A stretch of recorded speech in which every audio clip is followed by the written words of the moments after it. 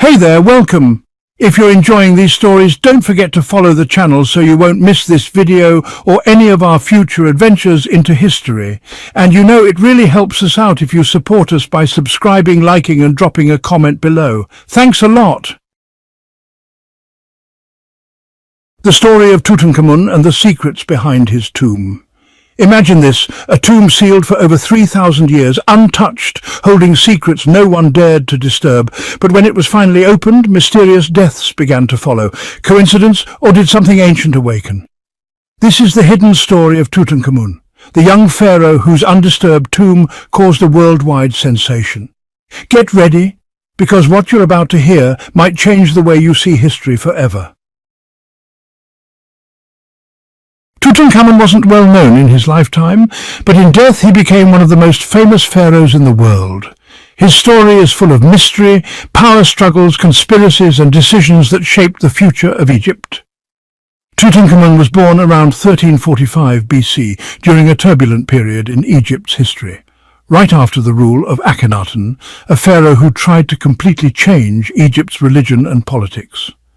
Akhenaten built a new capital at Amarna, worshipped a single god, Aten, and challenged centuries of tradition. His revolution created chaos. After Akhenaten's death, Egypt needed stability. That's where Tutankhamun came in. He was just a child when he took the throne. Back then, newborn pharaohs were presented to the gods in temples, claimed as divine descendants. Tutankhamun, though young, became a symbol of hope and continuity. But his health was fragile. Studies of his mummy show he had malaria, a bone disease and possibly a leg injury. Some even suspect he was murdered. Either way, he ruled with powerful advisors like Horemheb and I, while the old gods and the worship of Amun made a comeback. Tutankhamun changed his name from Tutankhaten, meaning living image of Aten, to Tutankhamun, living image of Amun, signaling Egypt's return to its traditional religion. He also married his half-sister Ankhesenamun to preserve the royal bloodline. They had 2 daughters, but both died in infancy. Another tragedy in his short life. In 1922, British archaeologist Howard Carter made the discovery of a lifetime. After years of failed digs in the Valley of the Kings, he uncovered a hidden stairway that led to a sealed door marked with royal symbols. Inside, the untouched tomb of Tutankhamun. Carter's patron, Lord Carnarvon, asked, "Can you see anything?" Carter replied, "Yes, wonderful things." The tomb held over 5,000 treasures, golden thrones, statues, chariots, jewelry, weapons, furniture, and at the center, the sarcophagus of the young king. But the most breathtaking artifact was the golden death mask, over 10 kilos of solid gold and inlaid gemstones. It became a symbol of power, eternity, and the glory of ancient Egypt. The world went wild. Newspapers couldn't talk about anything else. A wave of Egyptomania swept across the West. Egyptian-inspired fashion, music, movies, and art took over. Tutankhamun, once a minor ruler, became a global legend. But then, the deaths began. Just a few months after the tomb was opened, Lord Carnarvon died from an infected mosquito bite. Others in the team suffered strange fates. One went blind, another died suddenly in his hotel room, and a third had a nervous breakdown.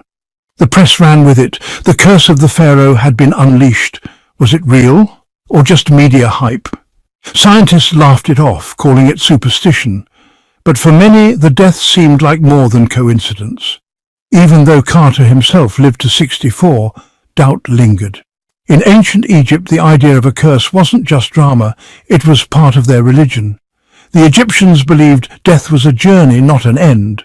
But disturbing that journey could bring disaster. Tombs were protected by spells, warnings and curses. Some read, "Death shall come on swift wings to he who disturbs the king's peace." These weren't just words.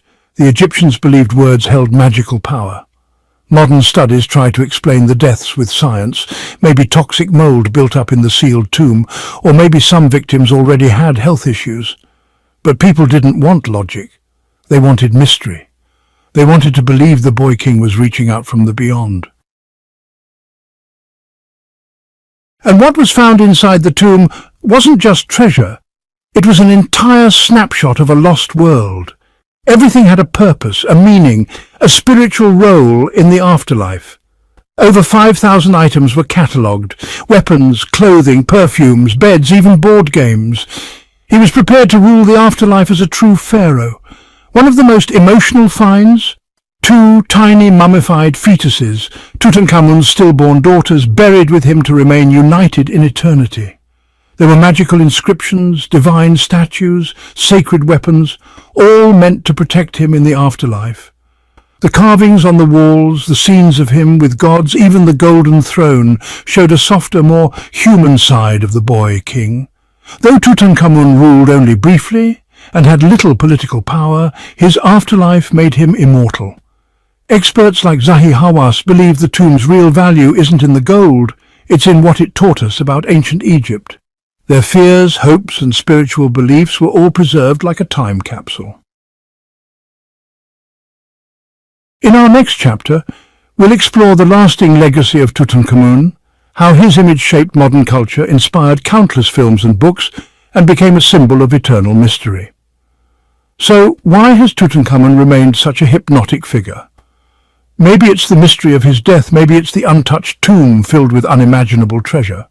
Or maybe, just maybe, it's because he reminds us that the past is never truly buried.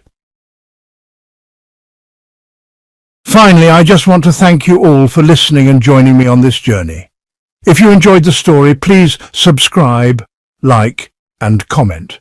And don't forget to follow the channel for more videos in the future. Thanks again.